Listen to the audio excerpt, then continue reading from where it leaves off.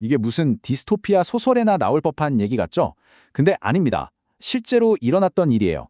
그것도 황제의 명령 하나로 로마 제국 전역에서 바로 같은 날, 동시에 벌어진 사건이죠. 오늘 우리가 이야기해볼 주제는 바로 초대교회가 겪었던 가장 혹독하고 체계적인 박해, 서기 303년 디오클레티아누스 황제 시대의 대박해입니다. 이 사건은 그냥 단순한 억압, 그 이상이었어요. 당시 지구상에서 가장 강력한 권력이었던 로마 제국이 기독교라는 이 새로운 종교를 아예 뿌리째 뽑아버리려고 제국의 모든 힘을 동원한 말 그대로 전쟁이었죠. 디오클레티아누스 황제는 기독교를 제국의 통합을 가로막는 아주 심각한 위협으로 봤던 겁니다. 그런데 여기서 아주 흥미로운, 정말 드라마틱한 반전이 일어납니다. 제국의 이 거창한 계획이요, 완전히 처참하게 실패했거든요. 오늘 이 시간에는 어떻게 그 막강했던 제국이 이 작고 새로운 신앙을 꺾지 못했는지 그 이유를 한번 깊이 파헤쳐 보겠습니다. 자, 그럼 시작해 볼까요? 모든 건 제국 차원의 아주 치밀하게 계획된 기습 공격으로 시작됐습니다. 제국은 기독교를 단번에 끝장내기 위해서 일부러 아주 상징적인 날짜까지 골랐죠. 사실 이 대박해의 씨앗은 몇 년 전인 서기 299년에 뿌려졌어요. 황궁에서 로마 신들에게 제국의 미래를 점치는 의식을 하고 있었는데 이게 실패로 돌아간 겁니다. 그러자 이교도 사제들이 저기 있는 기독교인들이 십자가 성호를 구워서 신들이 침묵했다라고 주장했죠. 디오클레티아누스 황제의 반응은 아주 단호했습니다.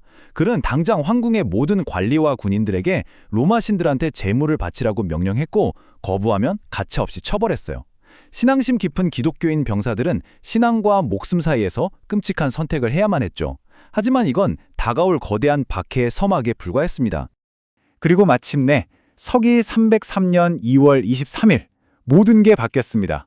디오클레티아누스는 기독교의 끝을 상징하기 위해 일부러 로마의 신 테르미누스의 축제일을 택했죠. 칙령의 내용은 보시는 것처럼 아주 철저하고 파격적이었습니다. 교회는 무너지고 성경은 불탔습니다. 귀족은 하루아침에 평민이 됐고 모든 기독교인은 공직에서 쫓겨났죠. 하지만 이 모든 조치 중에 가장 무서운 건 바로 이 마지막 항목이에요. 모든 법적 권리와 보호를 박탈한다. 이게 무슨 뜻이냐면요. 기독교인들은 이제 로마법 아래에서 더 이상 사람이 아니라는 선언이나 마찬가지였어요. 길에서 누가 때려도 모든 재산을 빼앗겨도 아무런 법적 보호를 받을 수 없게 된 겁니다. 이 칙령이 처음 시행된 수도 니코메디아에서는 황제가 직접 발코니에서 군인들이 교회를 때려부수는 걸 지켜봤다고 해요. 제국의 절대적인 힘을 똑똑히 보여주려는 의도적인 연출이었죠. 아니 근데 여기서 근본적인 질문이 생기잖아요.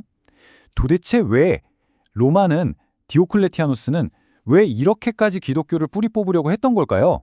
이게 그냥 폭권의 단순한 화풀이였을까요? 아니에요.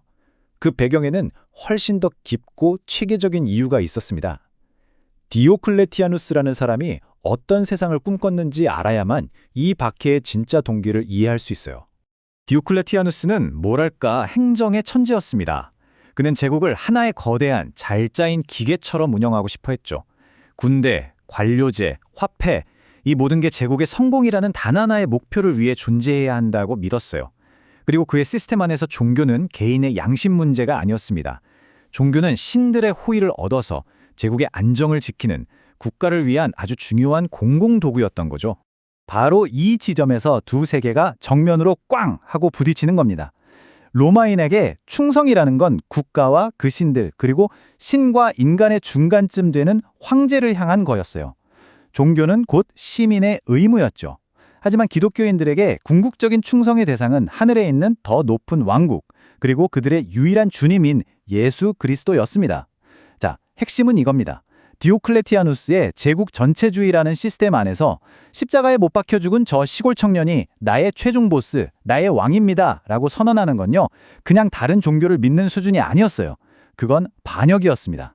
그런데 이렇게 완벽해 보였던 디오클레티아누스의 계획은 곧 무너지기 시작합니다. 그가 아주 치명적인 계산착오를 하고 있었기 때문이죠. 황제의 핵심 가정은 이거였어요. 폭력으로, 힘으로 찍어 누르면 어떤 사상이든 결국엔 죽일 수 있다. 충분한 폭력과 위협, 고문을 가하면 기독교인들의 의지를 꺾고 그들의 믿음을 없앨 수 있을 거라고 확신했던 거죠. 하지만 바로 여기서 디오클레티아누스는 치명적인 실수를 합니다. 그의 전략에는 아주 근본적인 결함이 있었거든요. 바로 이 질문에 대한 답을 몰랐다는 겁니다. 죽음을 끝이 아니라 새로운 시작이라고 믿는 사람들을 대체 뭘로, 어떻게 위협할 수 있을까요? 초기 기독교인들은 제국이 절대로 빼앗을 수도, 부술 수도, 고문으로 없앨 수도 없는 무언가를 가지고 있었어요.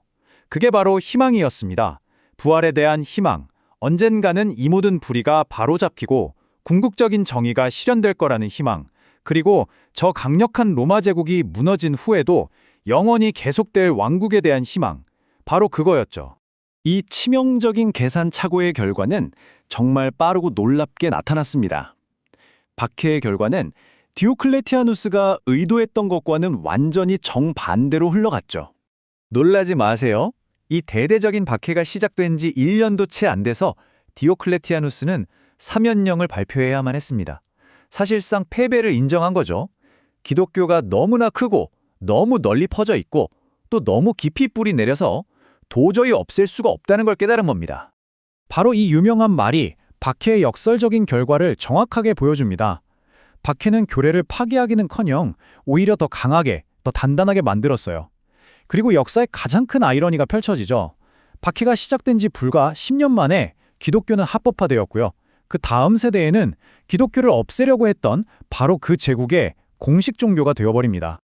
자, 그럼 이 엄청난 역사적 사건을 통해 오늘을 사는 우리는 무엇을 배울 수 있을까요? 이 이야기의 핵심 교훈들을 몇 가지로 정리해 보겠습니다. 이 역사에서 우리는 몇 가지 중요한 교훈을 얻을 수 있습니다.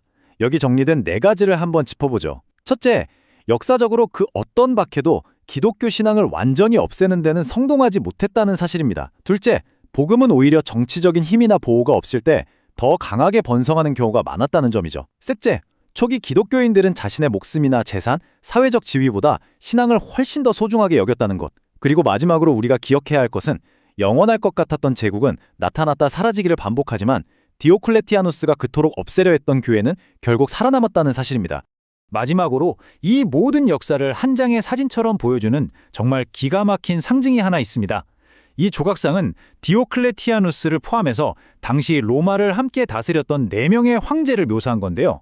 원래 콘스탄티노플에 있다가 십자군 전쟁 때 약탈당해서 지금은 베네치아의 성 마르코 대성당 외벽을 장식하고 있어요.